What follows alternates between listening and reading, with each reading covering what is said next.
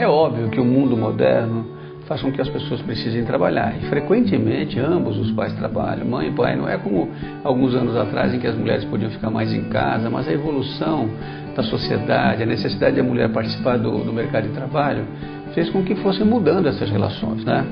E é evidentemente que a gente reconhece isso. Ninguém aqui está dizendo para as mães abandonarem o trabalho, abandonarem sua carreira. Claro que se elas puderem no primeiro ano de vida, como na maior parte dos países desenvolvidos, ficarem com seus filhos, é fundamental. No Brasil nós conseguimos aprovar uma lei que foi de 4 para 6 meses a licença gestante. Nem todas as firmas dão isso, mas já foi um avanço, que é a fase do aleitamento, a fase da importância da relação precoce mãe-filho. O que eu pretendo, o que eu proponho, o que eu discuto é que a gente não pode priorizar o trabalho em detrimento da criança. As coisas devem vir juntas. A mãe que precisa trabalhar precisa entender que ela precisa, infelizmente, ter tempo com o seu filho. Se possível, almoçar com ela. Se não possível, de vez em quando dar uma escapadinha na creche, vai conversar com as professoras. Finais de semana, ir com essas crianças para um lugar agradável, brincar. O que acontece com a maior parte dos pais, eu há pouco tempo tive uma criança que me falou isso de 5 anos, eu perguntei se ela passeava com o papai e com a mamãe, ela disse, então sábado a gente vai no shopping, domingo no supermercado. Quer dizer, não é isso. Ela precisa realmente dar atenção específica para a criança. Há trabalhos mostrando no mundo inteiro que em alguns lugares os pais dão menos de 10 minutos por dia para o filho, 1 hora no máximo, e sempre correndo, achando que a qualidade é que interessa. Que eu depois quero falar um pouquinho, que é muito discutível essa qualidade versus a quantidade.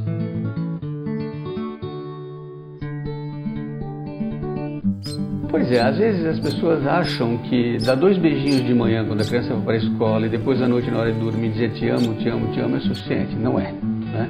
Eu até comento num artigo recente que eu escrevi que experimenta chegar para o seu patrão e falar que você vai trabalhar meia hora por dia com muita qualidade.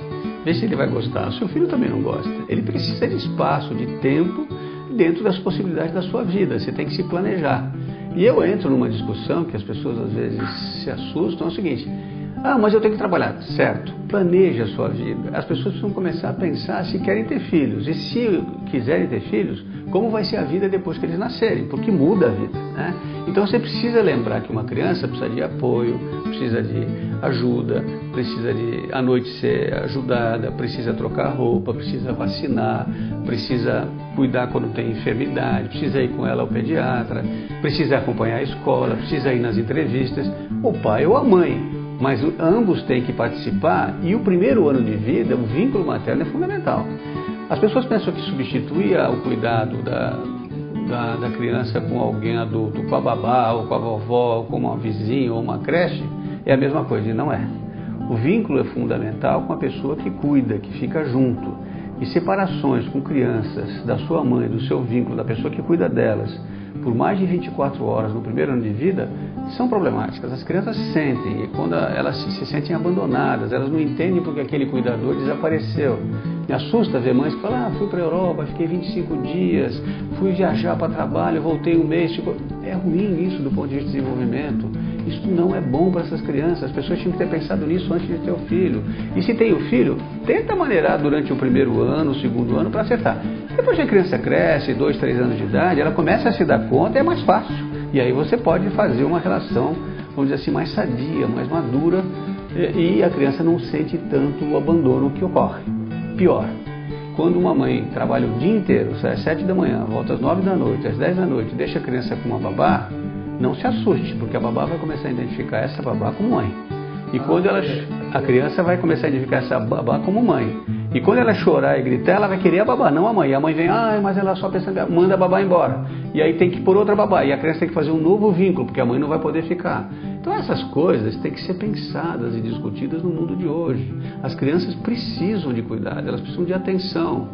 É provável, como dizia o Winnicott, que a capacidade de um ser humano ser feliz e ter um pouco de estrutura tem muito a ver com um tempo e com uma pessoa. Esse tempo é o primeiro ano de vida, principalmente, e essa pessoa pode ser a mãe ou quem cuida bem e quem dá afeto.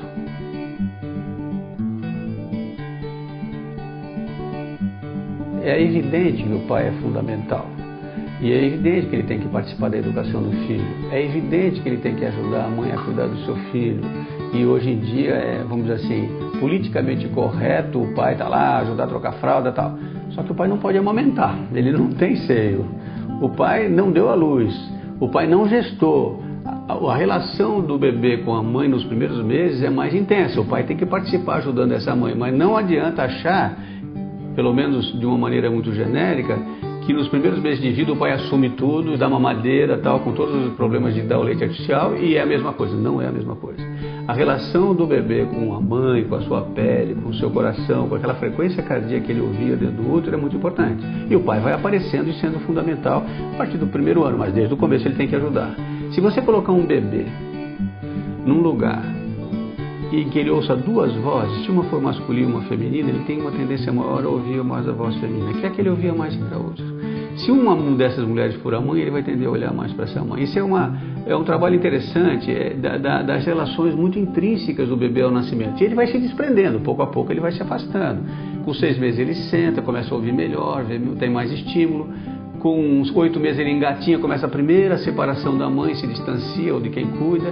1 ano ele vai ficar de pé, vai andar, quando ele vai ter a independência. Isso tem um sinal também psicológico, é a hora que o afastamento pode ser mais suportável, mas a distância vai aparecendo, né? Os países desenvolvidos, somente os nórdicos, têm licença gestante de 2 anos. E respondendo a sua pergunta sobre o pai, veja como é importante. Em alguns lugares, a mãe tira o primeiro ano e o pai, se quiser, tira o segundo ano. E a mãe volta a trabalhar e ele fica com o filho. Tudo bem, nessa idade, perfeito. Mas nos primeiros meses não dá. Nos primeiros meses você precisa de quem amamenta, de quem está dando o peito, quem está junto, porque o leite humano é fundamental no desenvolvimento emocional, cerebral, neurológico, intelectual da criança.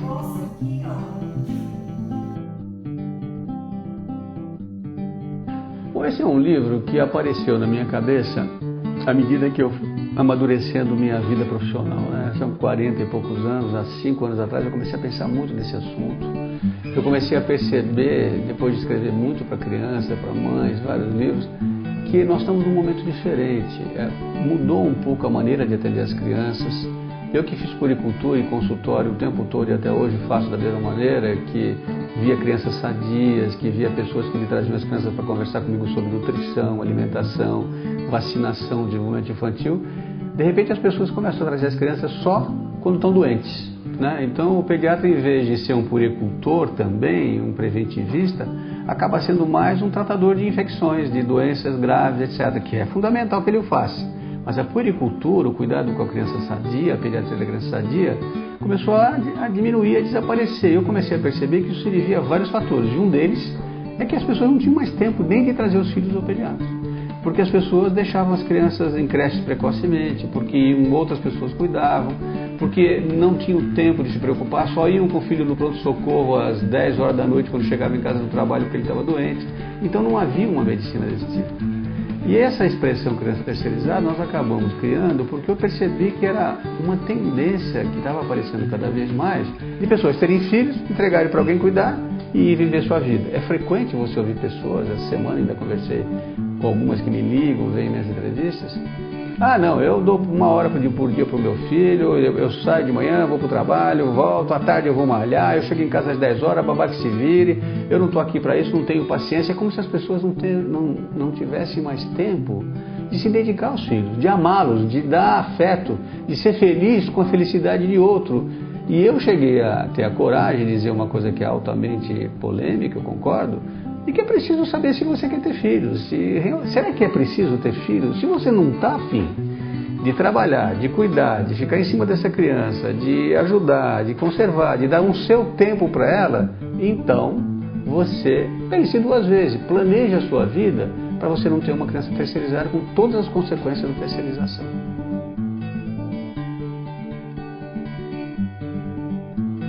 De uma forma geral, as escolas estão começando a ser pressionadas pelos pais para educarem as crianças, como elas devem ensinar. Quem educa é a família, né? Quer dizer, quem tem que ensinar a tirar a fralda, quem tem que ensinar a amamentar e depois passar para o leite no copo, não deixar uma mamadeira até 3, 4 anos de idade com todas as consequências nefastas, quem tem que ensinar boas maneiras, quem tem que ensinar a mesa, usar talheres, se comportar, ter afeto, falar com as famílias, é a família, não é a escola. As famílias não podem delegar essas coisas para a escola. A escola tem que alfabetizar, tem que socializar, tem que mostrar as relações com outras crianças, com outros adultos. Mas o pai e a mãe têm que educar, tem que saber pôr limite. Um outro livro meu, Cuidar da Afeto e Limite, eu falo isso. Quer dizer, na verdade, as crianças